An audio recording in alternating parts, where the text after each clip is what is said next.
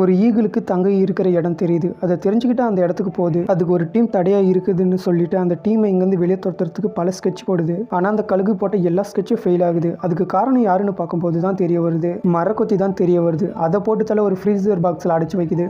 அதுலேருந்து அது எப்படியோ தப்பிச்சு வந்துடுது. மறுபடியும் அந்த மரக்கொத்தி அவங்களோட டீமும் ஒரே இடத்துல அடைச்சி வச்சிருது. அந்த கழுகு தங்கம் ஒரு சிலைக்கு அடியில் இருக்கிறத தெரிஞ்சுக்கிட்டு அந்த கழுகு அந்த தங்கத்தை எடுக்க போகுது. அடைச்சி வச்ச இடத்துல இருந்து அந்த டீமும் வெளியே வந்துடுறாங்க.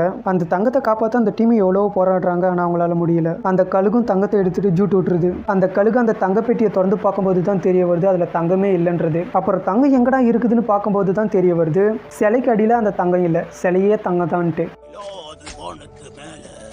என் தங்கம் அது பூமிக்கு கீழே நீடாது.